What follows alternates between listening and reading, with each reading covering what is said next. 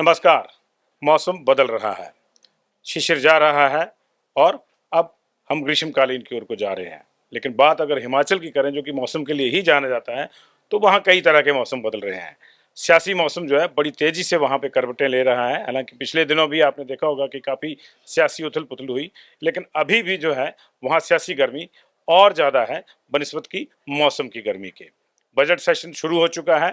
चर्चाएं बीजेपी की ओर से भी हैं कि बजट है भी या नहीं, क्यों सत्र कर रहे हैं, कितना कर रहे हैं, कितना होना चाहिए, इन सारी चीज़ों को लेकर जो है सदन के अंदर बीजेपी मुखर है। लेकिन सदन के बाहर भी बीजेपी ने कांग्रेस की मशकें कसी हुई हैं पूरी तरह से।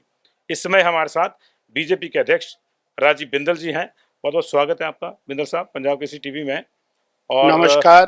पंजाब केसरी टीवी के सभी दर्शकों को मेरा सादर प्रणाम और भाई संजीव को भी नमस्कार। तो मेरा पहला सवाल आपसे यही रहेगा कि हाफ मार्क पे सरकार एक तरह से है, 5 साल का जो कार्यकाल किसी सरकार का रहता है, सरकार अपने स्तर पे सिंहावलोकन करती है। बीजेपी को क्या लगता है कि अभी सरकार कहाँ है, कुछ क्या कितना इस सरकार ने किया है या कि नहीं किया है, कितना बचता है? भारतीय जनता पार्टी विपक्ष की राजनीतिक पार्टी है।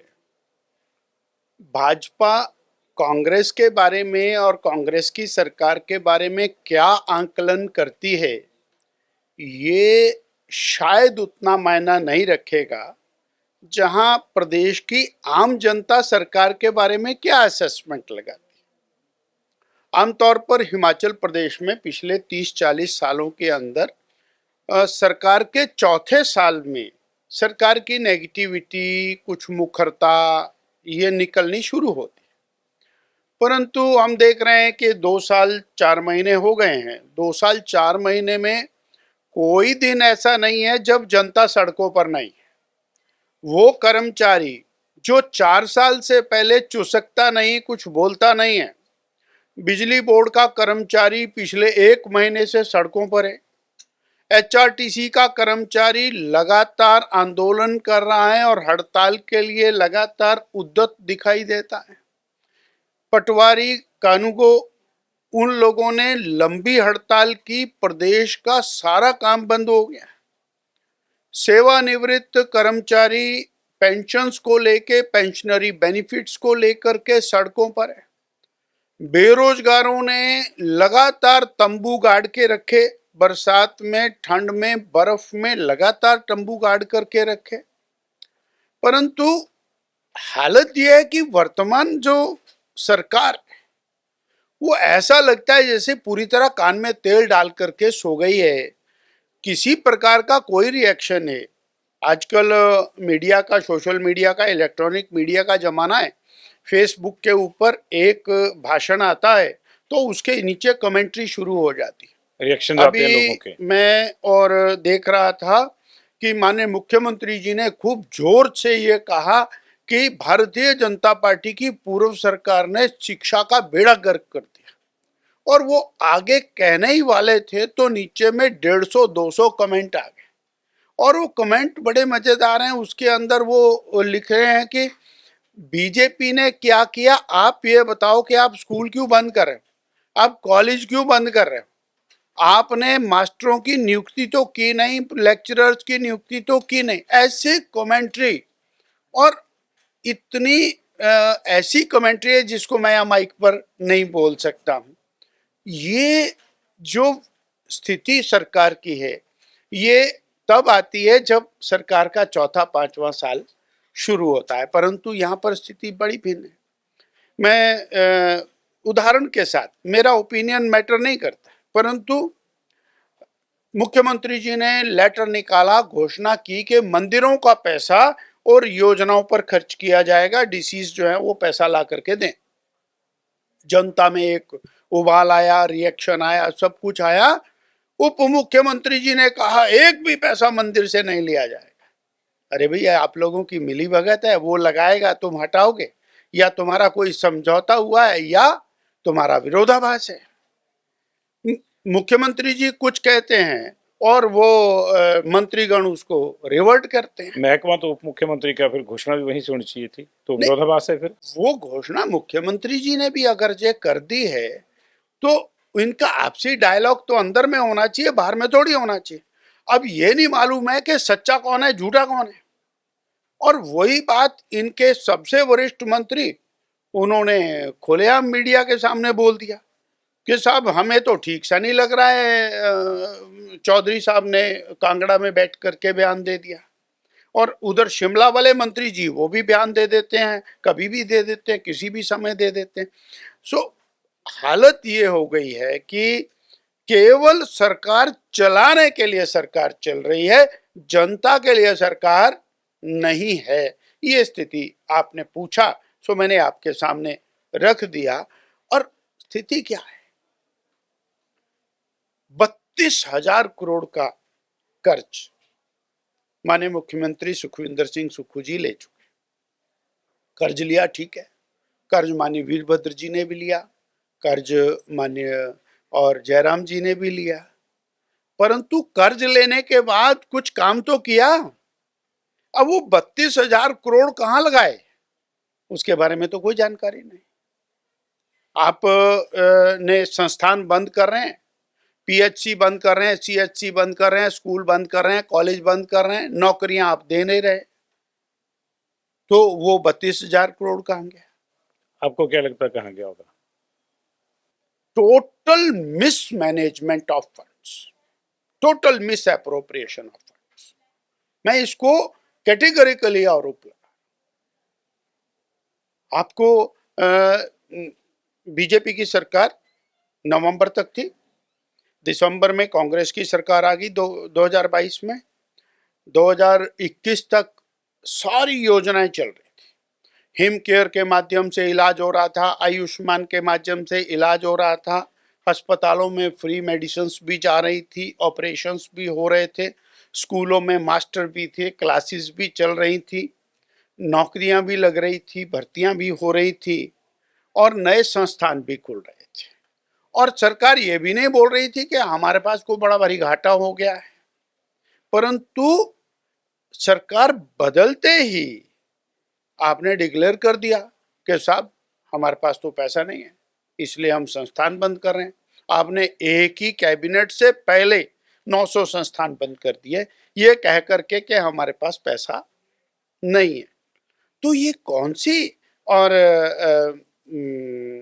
गणित हुआ जिसके कारण पैसा गायब हो गया? आपके पास चीफ पार्लियामेंट्री सेक्रेटरी लगाने के लिए पैसा है, चीफ पार्लियामेंट्री सेक्रेटरीज को अनऑथराइज तरीके से लगा के उनको तनख्वाह देने के लिए, गाड़ी देने के लिए पैसा है। जब उनको माननीय उच्च न्यायालय ने हटा दिया तो उनका केस सुप्रीम कोर्ट में लड़ने के लिए वकीलों को देने के लिए आपके पास पैसा है। आपके पास बड़े बड़े कार्यालय मंत्रियों के और मुख्यमंत्री के बनाने के लिए आपके पास पैसा है। परंतु जो वृद्धावस्था पेंशन जिसको मिलनी चाहिए, 6 महीने से वृद्धावस्था पेंशन नहीं। ऑन रिकॉर्ड आप कह रहे हैं? यस, मैं कल भी मुझे एक अत्यंत निर्धन व्यक्ति मिला, साहब क्या बात है ये पेंशन नहीं आ रही। मैं कहा कोई नहीं, आ जाएगी, शायद सरकार को कोई तंगी होगी, वृद्धावस्था पेंशन नहीं आ रही, विधवा पेंशन नहीं आ रही 6-6 महीने से। बाकी सब चीज के लिए पैसा है, पर वो पेंशन का पैसा तो बिंदल जी कहती कि हमने तो 5 गारंटियां पूरी कर दी है, पहले कैबिनेट में हमने पैसे बढ़ा दिए थे, महिलाओं को भी हमने जो पैसे देने मेरे मोबाइल में माननीय मुख्यमंत्री जी की, माननीय उप मुख्यमंत्री जी की और कांग्रेस की राष्ट्रीय नेता श्रीमती प्रियंका जी की रिकॉर्डिंग्स जो उन्होंने वोट के समय में दी। इन्होंने कहा कि हम 5 लाख नौकरियां देंगे और प्रियंका जी ने ठोक बजा के कहा कि 67,000 पद खाली हैं, 33,000 सृजित करेंगे, पहली कैबिनेट में 1 लाख नौकरी और 5 लाख रोजगार देंगे। मुख्यमंत्री जी ने इस बात को रिपीट किया, 5 लाख नौकरियां देंगे। उप मुख्यमंत्री जी ने 5 लाख नौकरियां देंगे, पक्की नौकरी देंगे, 2,000 वाली, 3,000 वाली, 10,000 वाली नौकरी नहीं देंगे, पेंशन वाली नौकरी देंगे, पक्की नौकरी देंगे और ये नौकरी हमारी गारंटी है। ये उन्होंने बाय नेम इस बात की गारंटी को ओन किया। पर आज तक एक भी नौकरी नहीं लगी ना। कहाँ लगी नौकरी? नौकरी देने वाला संस्थान बंद है। जो हमारा पब्लिक सर्विस कमीशन है उसकी क्षमता 100, 200, 300 लोगों को नौकरी देने की है, उसी लेवल उससे का ज्यादा संस्थान है। क्षमता उसके पास है नहीं। आप बाकी किसी माध्यम से नौकरी लगा नहीं रहे, इसका मतलब नौकरी लग कहाँ रही है। और वो पक्की नौकरी की बात, सरकारी नौकरी की बात, वो कहाँ गई? आपने तो आउटसोर्स के बंदे निकाल दिए, आपने बहुत सारे लोग और भी निकाल दिए नौकरियों से। 1.5 लाख पद नौकरियों के आपने समाप्त कर दिए। जो वर्किंग पद हैं इलेक्ट्रिसिटी बोर्ड के 650 पद, वो जिनके बिना काम नहीं चल सकता, वो आपने मैं समाप्त कर। टोक रहा हूँ बीच में। मुख्यमंत्री ने कहा था कि जो नौकरी समाप्त करने वाली जो आप बात कर रहे हो, कहने कि ये तो रेगुलर प्रोसेस में चला हुआ था, किसी ने पुरानी नोटिफिकेशन को जो वायरल कर दिया। बीजेपी के टाइम में भी ऐसे बंद हुए थे। मेरा विद ड्यू रिस्पेक्ट ये कहना चाहता हूं कि माननीय मुख्यमंत्री जी कुछ आदेश करते हैं, उसके बाद वो आदेश वापस भी नहीं लेते और मीडिया में अलग प्रकार की बात करते हैं। मंदिरों वाली बात में उन्होंने आदेश किया और बाद में बोला हमने कुछ नहीं किया, वो चिट्ठी आई थी, और अभी तक भी मेरा कहना है कि वो विड्रॉ नहीं हुई है चिट्ठी। अंदर अंदर चली हुई है मतलब। हाँ, इसी तरह से जो पटवारी कानूनगोज हैं, वो उनके बारे में उन्होंने वर्बली बोल दिया कि स्टेट कैडर नहीं होगा या आपको नुकसान नहीं होने देंगे, परंतु वो ऑर्डर विड्रॉ नहीं किया है। ये स्थिति और प्रदेश के सभी ऑर्डर्स के संबंध में लगातार बनी हुई है। तो माननीय मुख्यमंत्री जी और जो कह रहे हैं और जो लिख रहे हैं, उसके अंदर अंतर क्यों है? वो प्रदेश के मुखिया हैं, वो लीजेंडरी पर्सनैलिटी हैं और बड़े अनुभव वाले व्यक्ति हैं। 5-5 बार के माननीय विधायक हैं, प्रदेश अध्यक्ष कांग्रेस पार्टी के 2-2 बार रहे हैं। वो जो कुछ कह रहे हैं वो यथार्थ में तो होना चाहिए, परंतु नहीं। 5 गारंटी में कौन सी गारंटी पूरी हो गई? अपने कर्मचारियों का तो और जीना आराम कर दिया हुआ है।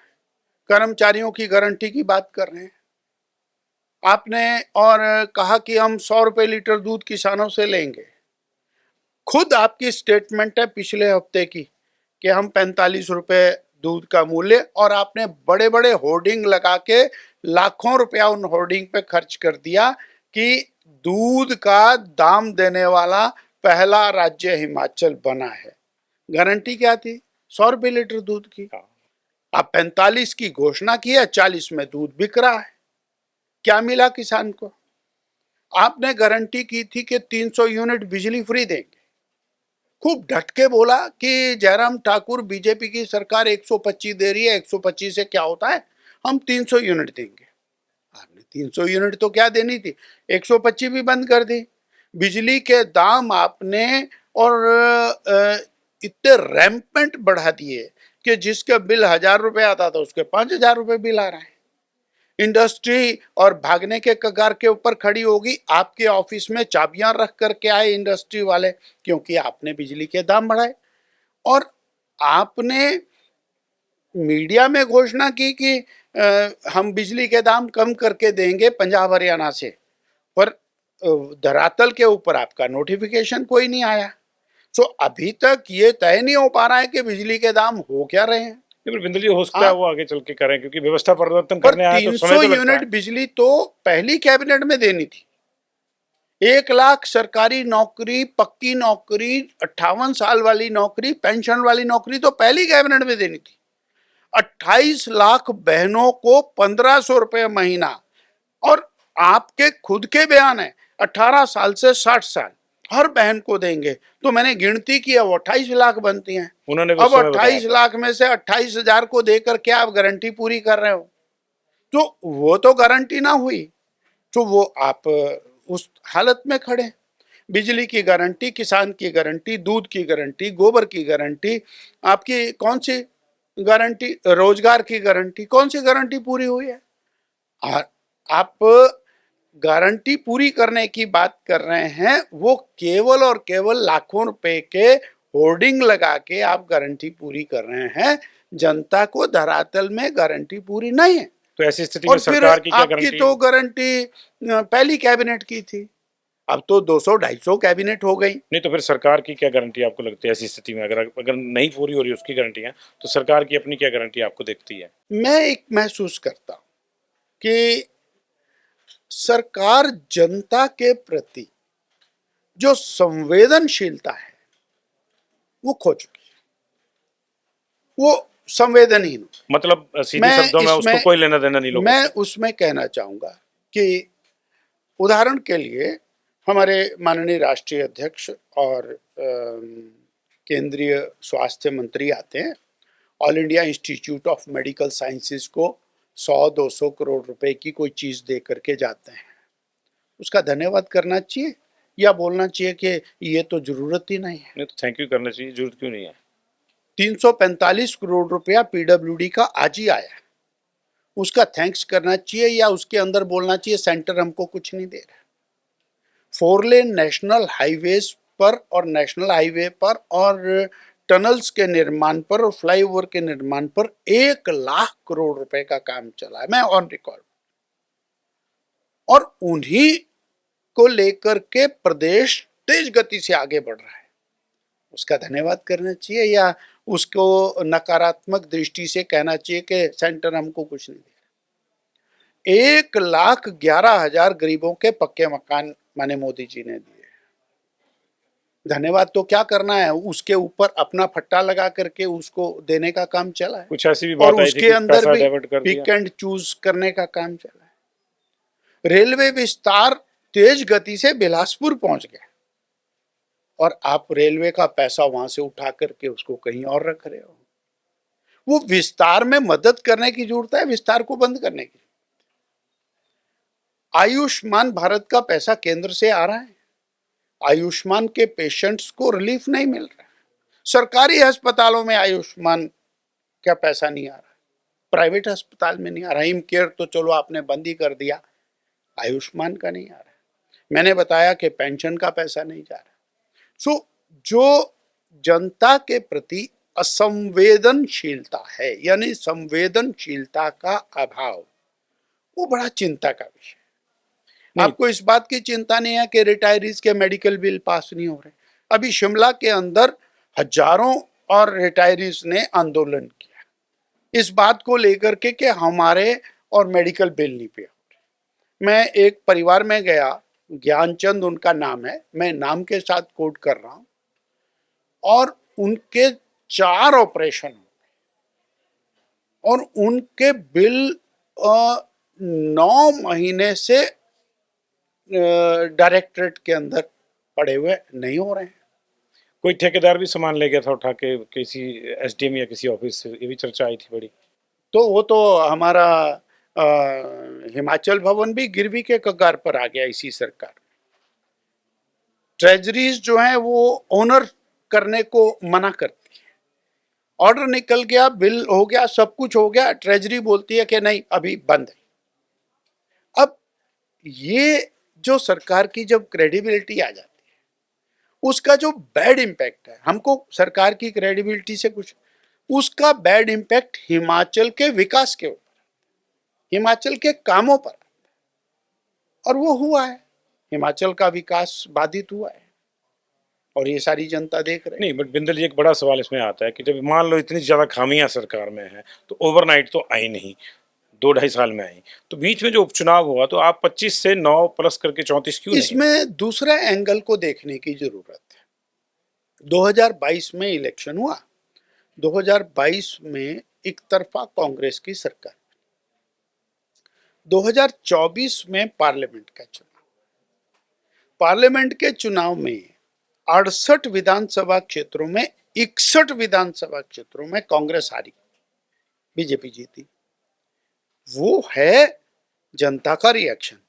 और इसमें भी वर्थ नोटिंग है, माने मुख्यमंत्री जी अपने विधानसभा क्षेत्र में चुनाव हारे, ये इससे अलार्मिंग अलार्मिंग कुछ नहीं हो सकता। नहीं पर उन्होंने इसलिए छोड़ दिया ना कि अपनी सरकार बचानी है, हम विधानसभा पे कंसंट्रेट करते हैं। नहीं, कंसंट्रेट का क्या मतलब? उनके विधानसभा क्षेत्र के लोग उनको वोट नहीं दे रहे, इससे ज्यादा और नकारात्मक दृष्टिकोण पब्लिक। मैं आपसे अग्री, उनके विधानसभा क्षेत्र की बात करें, लोगों ने तो उनकी बीवी को भी एमएलए बनाया। उनके विधानसभा क्षेत्र में क्यों नहीं वोट मिला? उनके विधानसभा क्षेत्र में वोट मिलना चाहिए था हमारे। और जो कांग्रेस पार्टी के पार्लियामेंट के उम्मीदवार, वो अपने विधानसभा क्षेत्र में क्यों चुनाव हारे? वो हमीरपुर वाले भी हारे, वो शिमला वाले भी हारे, वो मंडी वाले भी हारे, वो कांगड़ा वाले भी हारे। कांगड़ा वालों को तो विधानसभा क्षेत्र था ही नहीं, तो वो सारे के सारे क्यों हारे? यानी पब्लिक बाई एंड लार्ज, और फिर डिफरेंस कितना है वोट्स, वो भी कैलकुलेट करने की बात है। अगर जे मुख्यमंत्री जी के विधानसभा क्षेत्र में वो 3000 वोट से पीछे रहते हैं, तो नहीं, बट ये वही है कि ये जो है, ये पब्लिक का रिएक्शन है। और एक और बात है कि सत्ता में रहते हुए पिछले 60-50 साल में हिमाचल प्रदेश में जितने बाई इलेक्शन हुए, 90% सत्ता के पक्ष में गए, कुछ इलेक्शंस को छोड़ के। पिछली बार बीजेपी की सरकार थी तो हमारे खिलाफ बाई इलेक्शन गए, तो जब ये पता था तो फिर 6 लोगों को तो इधर लाने की जरूरत क्या थी? वो तो उन्होंने मार के भेजे। कांग्रेस पार्टी ने अपने नेताओं को, जो कांग्रेस के वरिष्ठ नेता, ये कहना कि भारतीय जनता पार्टी तो कहेगी कल को ये भी आ जाए वो भी आ जाए। आपने जो आपका कार्यकारी प्रदेश का अध्यक्ष है उसको इस हालात में लाके खड़े कर दिया कि वो कहीं पर भी कांग्रेस के नेता के रूप में विधायक रहते हुए भी और जिंदा ना रह सके। आपने कांग्रेस के वरिष्ठ नेता जो अनेक बार मंत्री रह चुके, उनको आपने इस हालत में लाके खड़ा कर दिया कि वो मजबूरन अपना स्थान बदलने को तैयार हुए। ये है वास्तु स्थिति। तो अब इस वस्तु स्थिति के सब ज्ञान करने के बावजूद भी अब हल क्या है, चारा क्या है लोगों के पास? बहुत बड़ा नुकसान हो रहा है, जनता का नुकसान हो रहा है। तो बीजेपी रोजगार बंद हो गया, समझ गए, विकास बंद हो गया। मैं मान ली सारी बात आप। तो ऐसी स्थिति के अंदर अब बीजेपी को सिर्फ लोकतंत्र के अंदर बीजेपी के सिर्फ यही बनता है कि आलोचना करें मीडिया में और कुछ नहीं। लोकतंत्र, हम तो कंस्ट्रक्टिव अप्रोच में चले, लगातार सहयोग जो हो सकता है उसके लिए खड़े। परंतु हाँ, अगर सरकार इस प्रकार के फैसले लेगी जो जनता के खिलाफ हैं, तो उसके खिलाफ लड़ना हमारा धर्म है, उसके खिलाफ आवाज उठाना हमारा धर्म है, और वो हम बखूबी करेंगे। नहीं, बट वो कैसे करेंगे बिंदल जी? अभी तो बीजेपी लड़ रही है आपस में, एक इधर को जाता है, दूसरा उधर को जाता है, तीसरा उधर को जाता है। भारतीय जनता पार्टी ने विधानसभा पहले साल में घेराव किया, दूसरे में घेराव किया, हर जिले में आंदोलन किए, संस्थान बंद किए, उसके खिलाफ आंदोलन किए। और भारतीय जनता पार्टी विचारधारा के ऊपर चलने वाली पार्टी है, मुट्ठी बंद होकर के चलने वाली पार्टी है। हमारे 18 लाख सदस्यता भारतीय जनता पार्टी ने अभी की है, और सारी की सारी ओटीपी के ऊपर सदस्यता की है। पूरी टीम ने लग के की है, ऊपर से नीचे तक सभी ने एकजुट होकर के और बीजेपी को स्ट्रांग किया है। केवल मुख्यमंत्री जी ने कह दिया कि 5 हिस्से बंट गए तो पार्टी बंट गई। भारतीय जनता पार्टी, हम चुनौती देते हैं मुख्यमंत्री जी को, आ जाएं, अभी चुनाव करा लें, अगर जे 5 से 6 सीट आ जाए उनको तो आज चुनौती देते हैं। और भारतीय जनता पार्टी, यही भारतीय जनता पार्टी चुनाव लड़ेगी। तो इसलिए हमारा ये कहना है कि जब तक आपके पास दायित्व है सरकार का, सरकार को और अच्छे तरीके से काम करना पड़ेगा। नहीं, आपने जो चुनौती वाली बात करी ना कि आ जाए चुनाव में, बीजेपी बड़ी स्वीपिंग मेजोरिटी से जीतेगी, यही तो बीजेपी के लिए समस्या हो रही है। सबको लग रहा है कि अब यार बैठे बैठे सत्ता आनी है, इसलिए ज्यादा अंतर्द्वंद है आपस में। नहीं, भारतीय जनता पार्टी चुनाव को भी और संगठन को भी, दोनों को एकजुट होकर के लड़ने वाली है। किसी को गलत फहमी में और खुश फहमी में रहने की जरूरत नहीं है। और बीजेपी ये बड़ी भारी खुश फहमी में थे। कांग्रेस की हालत क्या है? 70 सीटों पर चुनाव लड़ा दिल्ली में, 67 सीटों के ऊपर जमानत जब्त हुई, उसके बाद भी खुशियां मना रहे हैं। तो ठीक है, देन इट्स ओके। आपका उत्साह मुझे बता रहा है कि मुझे लग रहा है, मेरा जो अपना आकलन है कि आपको इशारा हो गया है कि कंटिन्यू।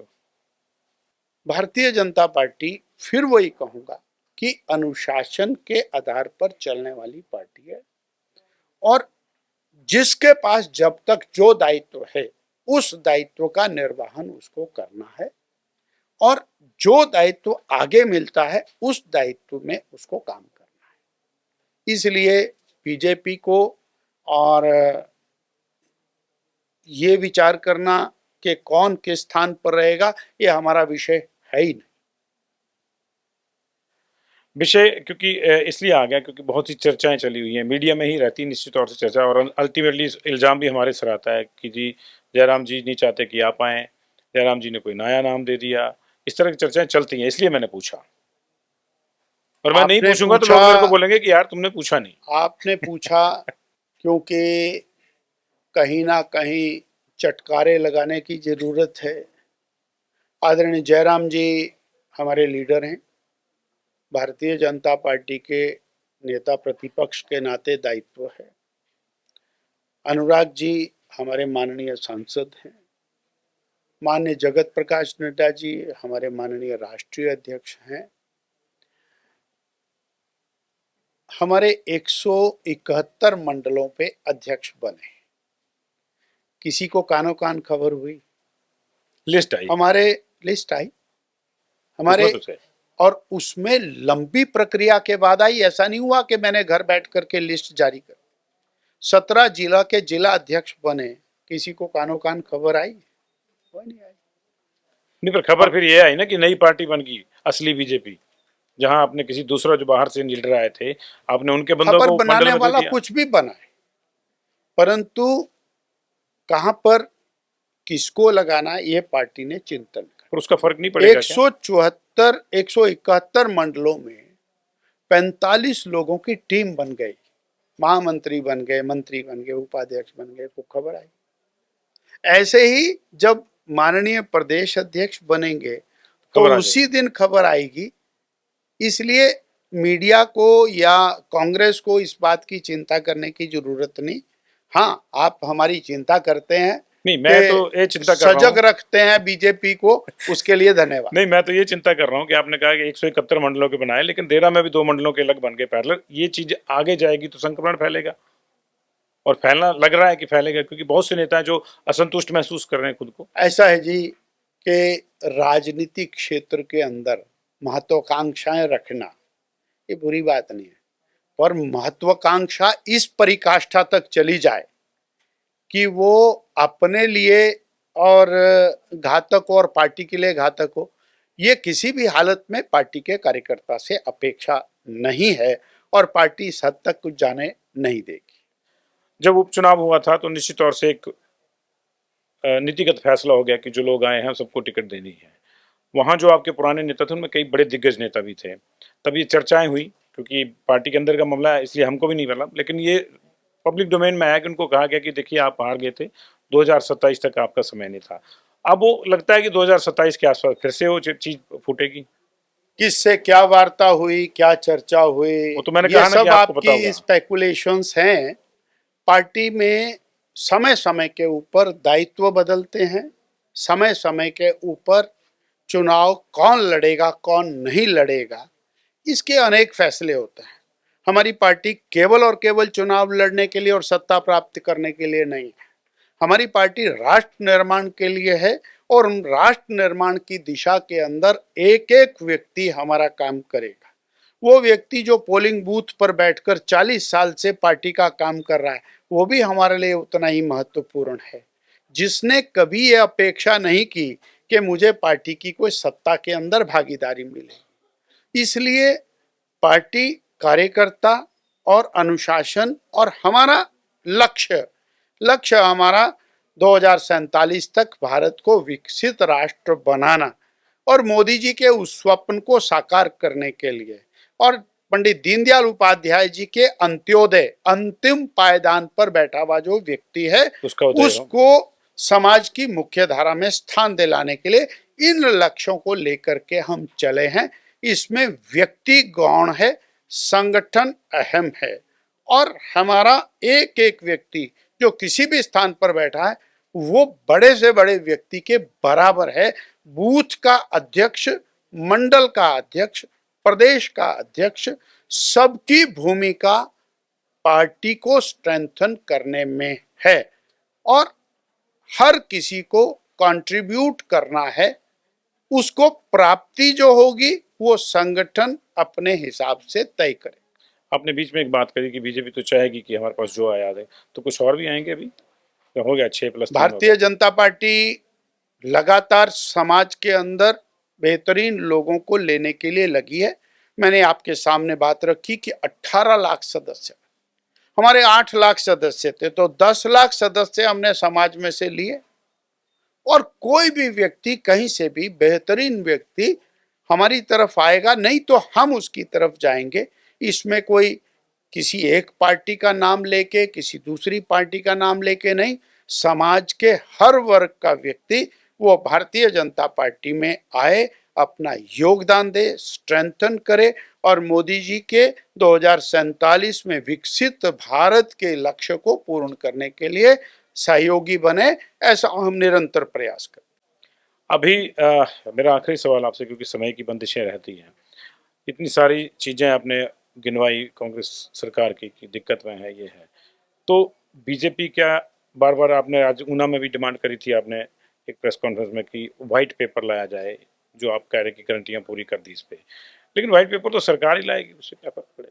पब्लिक डोमेन में जो बात आ जाती है वो रहती है, वो खत्म नहीं होती। नहीं, पर अब आपने कहा ना जी और कि सरकार कहती कुछ है, पब्लिक करती डोमेन कुछ है। में ये बात बैठी हुई है कि 2022 में आपने कहा था हम 5 लाख रोजगार, 1 लाख सरकारी दीवारों पे नौकरी लिखा अभी भी। आपने जो कमिटमेंट्स की हैं वो कहां पूरी की हैं उसको आप ऑन रिकॉर्ड बताइए। आप बता रहे हो कि हमने 5 गारंटियां पूरी कर दी, उसके लिए आप सरकार का, जनता का पैसा व्यय करके खूब सारे और होर्डिंग लगा रहे हो।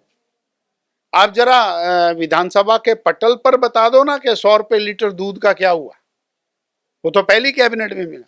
आप विधानसभा के पटल पर बता दो ना 300 यूनिट बिजली का क्या हुआ। जब आप गारंटी कर रहे थे तब आपको नहीं पता था कि इलेक्ट्रिसिटी बोर्ड घाटे में है। जब आप सत्ता में आ गए तब आपको पता लग गया कि इलेक्ट्रिसिटी बोर्ड घाटे में है, इसलिए हम नहीं कर सकते। आपने जब गारंटी की थी 28 लाख बहनों को हम 1500 रुपया महीना देंगे और 4 होंगी घर में तो 4 की 4 को देंगे, वो तो घर घर में जोक चलता है ना, 1 होला तो 1500, 2 होला तो 3000, 3 होला तो 4,500 और 4 होला तो 6000। ये तो मार्केट में है। अब वो कहां गया? अब आप उसके अंदर सिलेक्शन कर रहे हैं। आपने फार्म भरवाए थे, वो फार्मों के गट्ठर आज ऑफिसेज रुके पड़े हैं, काम करना मुश्किल हो गया वेलफेयर डिपार्टमेंट को। वो फार्म कहां जाए? वो अब कहीं ना कहीं तो जो पब्लिक डोमेन में आपकी गारंटियां हैं वो एग्जीक्यूशन में तो आनी चाहिए ना। तो इसलिए कब तक झूठ के सहारे चलेगा? झूठ के सहारे गारंटियां, झूठ के सहारे मोदी जी को गाली, झूठ के सहारे केंद्र से पैसा नहीं आ रहा, झूठ के सहारे कर्जा चढ़ाते जा रहे हैं। तो जनता को तो कुछ नहीं मिल रहा। इसलिए और ऑथेंटिक स्टेटमेंट्स वो तो आनी चाहिए। मेरा आखिरी सवाल आपसे चलते चलते, अभी मैंने दर्शकों को बताया कि बीजेपी के अध्यक्ष राजीव बिंदल से मैं बात कर रहा हूँ, अगले अध्यक्ष से भी, वर्तमान के साथ साथ भारतीय जनता पार्टी का कोई भी अगला अध्यक्ष बनेगा, पार्टी पूरी निष्ठा के साथ, उसी ताकत के साथ नए अध्यक्ष के साथ खड़ी होगी, बूथ से लेके प्रदेश तक। मतलब जो आपने कहा कि सूचना ही आएगी कि, तो ठीक है, जो भी आएगी, जो भी अध्यक्ष बनेगा और पार्टी का कार्यकर्ता बनेगा, ये हमारी विशेषता है। पार्टी के बाहर का नहीं बनेगा, ये हम कैसे। चलिए sir, I wish you all the best. अच्छा लगा आपसे बातचीत करके, बहुत से मुद्दे हैं, आगे मौके मिलेंगे उन पर बातचीत होगी। Thank you very much. धन्यवाद, नमस्कार। दर्शकों को भी बहुत बहुत नमस्कार।